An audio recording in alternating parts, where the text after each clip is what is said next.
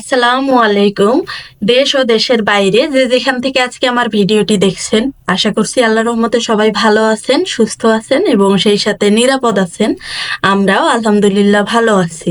নাবিলা জামান লাইফস্টাইলে নতুন আরেকটি ভিডিও দেখার জন্য আপনাদের আমন্ত্রণ জানাচ্ছি। আশা করছি আমার অন্যান্য ভিডিওগুলোর মতো আজকের ভিডিওটিও আপনাদের কাছে ভালো লাগবে। তো প্রতিদিন সকালের যে কাজটা থাকে গাছে পানি দেওয়া, তো ওইটা করে নিলাম।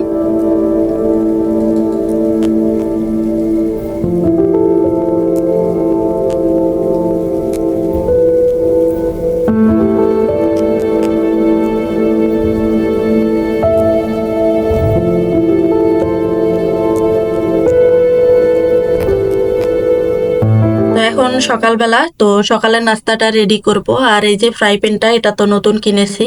তো এটাতে কোনো কিছু বানানোর আগে এটাতে হচ্ছে একটু পানি দিয়ে 8-10 মিনিট ফুটিয়ে নিতে হবে, যেহেতু নন স্টিকের ফ্রাই প্যান।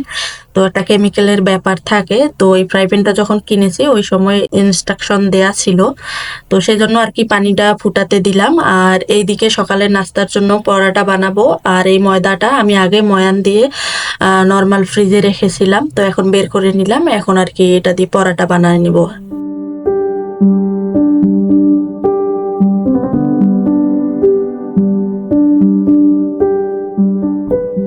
খুব একটা পরাটা খাওয়া হয় না, তো ওই কারণে আর কি বানানো হয় না। তো আজকে যখন বানাচ্ছি, তো একটা পরাটা বানাতেই আমার অনেকটা সময় লেগেছে। তো ওই সময়টা যদি আপনাদের সঙ্গে শেয়ার করতাম, আপনারা হয়তো বা বিরক্ত হয়ে আমার ভিডিওটি টেনে টেনে দেখতেন। এজন্য কিন্তু আমি আমার ভিডিওটিতে মানে স্পিডটা একটু বাড়িয়ে দিয়েছি, যাতে করে আপনাদের আর টেনে দেখা না লাগে। তো এরপর পরাটাগুলো সব বানিয়ে নিয়েছি, এখন আর কি পর্যায়ক্রমে সব ভেজে নিব।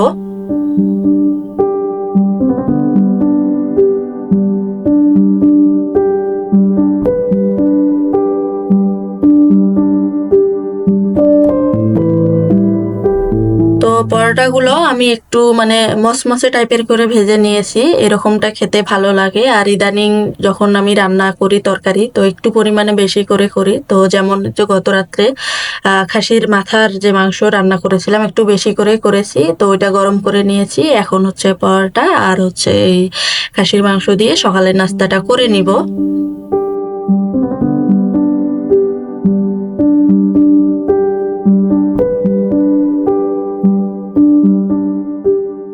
প্রত্যেকটা গৃহিণীরই রান্নাঘরে মোটামুটি অনেকটা সময় পার করতে হয়।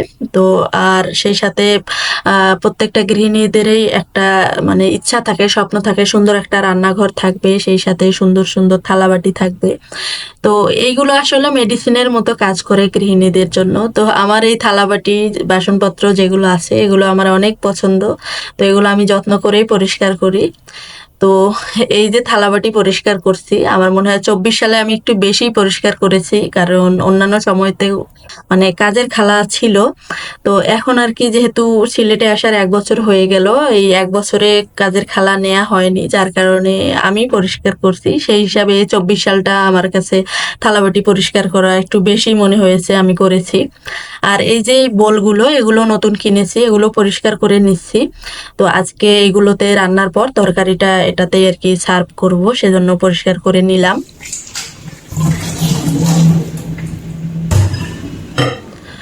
তো কাউন্টার টপ পরিষ্কার করার জন্য এই যে যে পানিটা আর কি পরিষ্কার করার জন্য যে নীল কালার এটা ব্যবহার করি। তো একজন আপু জিজ্ঞেস করেছিলেন এটার নাম কি, তো এটার নাম হচ্ছে ওয়াইপার। আমি আরএফএল বেস্ট বাই থেকে নিয়েছিলাম, সম্ভবত 70 টাকা দাম নিয়েছিল।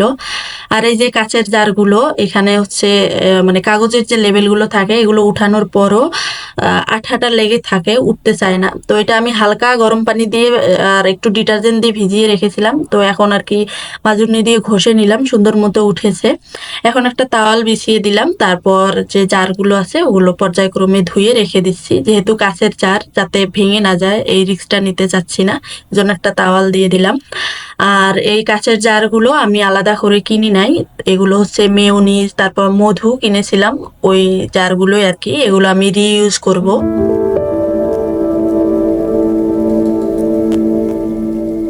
আর আর কিছু চিকেন পিস আর কি, এগুলো ম্যারিনেট করে রেখেছিলাম চিকেন ফ্রাই করার জন্য, যেগুলো মশলা লাগে সবকিছু দিয়ে।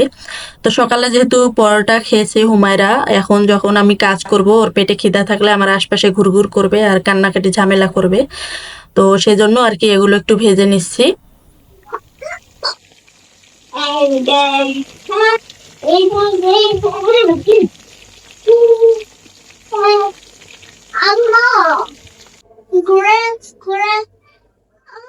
তো ওকে একটু খেতে দিব, আমিও একটু খেয়ে নিলাম, বেশ মজার হয়েছিল আর কি। তো এখন হচ্ছে সংসারের যে অন্যান্য কাজগুলো আছে এগুলো করে নিব।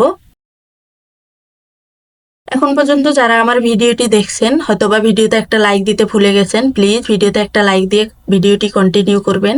আর আমার ভিডিওতে যারা ভিউয়ার্স আছেন প্রায় মানে 10% আছেন সাবস্ক্রাইব করেছেন, আর বাকি 90% এখনো চ্যানেলটি সাবস্ক্রাইব করেননি। তো আজকে যারা ভিডিওটি দেখছেন হয়তোবা অনেকেই এখন আমার চ্যানেলটি সাবস্ক্রাইব করেননি, তো প্লিজ আমার চ্যানেলটি সাবস্ক্রাইব করে আমার পাশে থেকে যেতে পারেন। তো এই থালাবাটিগুলো যে র্যাকটাতে রেখেছিলাম প্রথমে দেখিয়ে দিলাম। তো এইটা হচ্ছে মানে জুতার র্যাক অথবা অন্যান্য পারপাসে ব্যবহার করা যায়। আগে ওটাতে আমি বড় হাঁড়ি পাতিল রাখতাম, এখন আর কি থালাবাটিগুলোই রাখি। তো এই যে প্লেটটা দেখলাম যে ফেটে গেছে, তো এই প্লেটগুলো কেন জানি ফেটে যায় এমনি এমনিতেই। তো এইগুলো একটা ডিনার সেট ছিল আর কি, আমার বিয়ের সময় গিফট পেয়েছিলাম। তো এখন যে কয়েকটা আছে ওগুলোই গুছিয়ে রাখছি।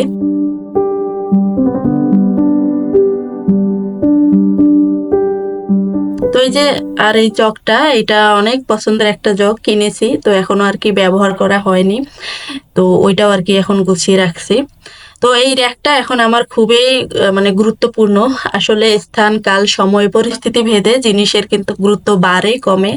তো এটা কিন্তু আমার কাছে এখন অনেক গুরুত্বপূর্ণ, কারণ এটাতে আমি আমার থালাবাটিগুলো রাখতে পারছি। তো ভিডিওতে যা কিছু দেখাচ্ছি আপনারা দেখে দেখে হয়তোবা বুঝছেন। তো আমি এখন একটু ভিডিওর বাইরে অন্য কথা বলবো, সেটা হচ্ছে আমার যে গত ভিডিওটি আছে আপলোড করেছি। তো অনেকেই নতুন যোগ হয়েছেন, হয়তোবা সবার ভিডিও এখনো দেখে নিতে পারিনি, সেজন্য আন্তরিকভাবে দুঃখিত। আমি সময় করে দেখে নিব ইনশাল্লাহ। তো ওই ভিডিওটা আপলোড দেওয়ার 3 দিন পর আমার হচ্ছে কপিরাইট ক্লেম আসে একটা মিউজিকের কারণে। তো ওইটাতে না ক্রেডিট দিলে কপিরাইট আসতো না বলেছে, আমি ক্রেডিট দিয়েছি, তারপরে 3 দিন পর আবার ক্লেম দিয়ে দিয়েছে, এবং ওই ভিডিওটার যে মনিটাইজেশন সেটাও বাতিল করে দিয়েছে। যাই হোক, ওটা তো সমাধান করেছি, সেই সাথে আমার যে গুগল অ্যাডসেন্সের জন্য অ্যাপ্লাই করেছিলাম, তো 38 দিন পর ফাইনাল এখন এসেছে আর কি, আমার গ্রামের বাড়িতে এসেছে। তো ওইটা আমার ভাই আর কি একটু ভিডিও করে আমাকে পাঠিয়ে দিয়েছে। তো এই গুগল অ্যাডসেন্স যেটা দেখালাম চিঠিটা, এটা যাদের ইউটিউব চ্যানেল আছে তারা তো জানেন এটার মানে প্রয়োজনটা কি। তবে যেহেতু আমার কিছু সাধারণ দর্শক আছেন তারা হয়তো বা বুঝবেন না, তো তাদের উদ্দেশ্যেই কিছু বলবো। তো তার আগে একটু ভিডিও রিলেটেড কথা বলি। হাঁসের মাংসটা হুমায়রার বাবা একদম পরিষ্কার করে কেটে দিয়েছে, আমি পরিষ্কার করেছি। এখন সব মশলা, গোটা মশলা, তারপর হচ্ছে পেঁয়াজ আদা রসুন দিয়ে, তো এই মশলাটা একটু ভেজে নিব কাঁচা গন্ধটা যাওয়ার পর, তারপর যে অন্যান্য মশলাগুলো আছে সবকিছু দিয়ে তারপর মাংসটা ভুনা করে নিব।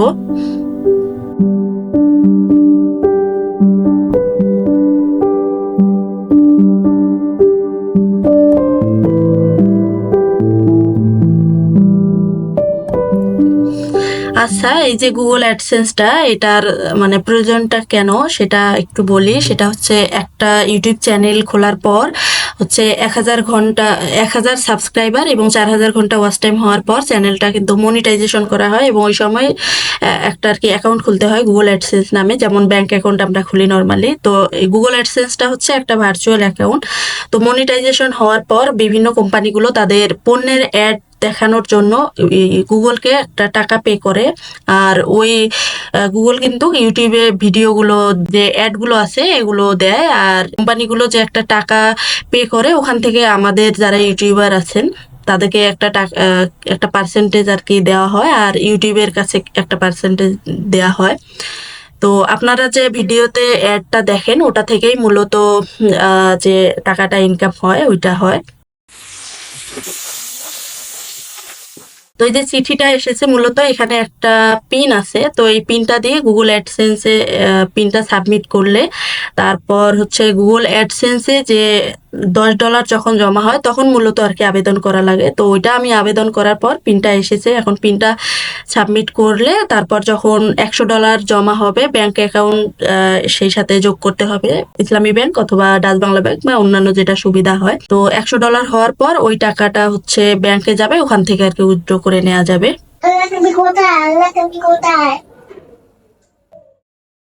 যে কোনো জিনিসে ধৈর্য ধরতে হবে এবং পরিশ্রম করতে হবে, তাহলে যে লক্ষ্য নিয়ে পরিশ্রম করা হয় সেই লক্ষ্যটা অর্জন করা সম্ভব হয়।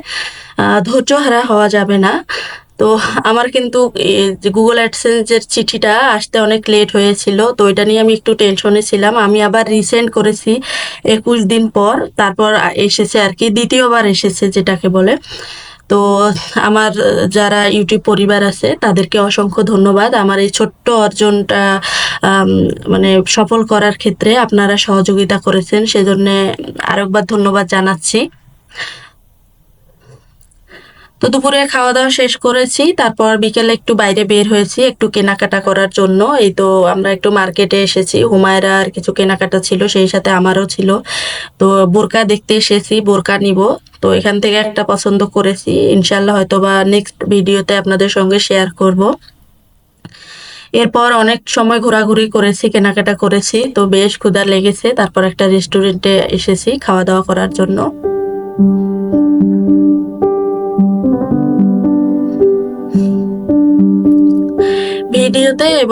ভিডিওতে কথা বলায় হয়তোবা অনেকটা ভুল ত্রুটি হয়েছে, যেটা ভিডিও আপলোড দেওয়ার পর পরবর্তীতে যখন ভিডিওগুলো দেখা হয় তখন আসলে বুঝি।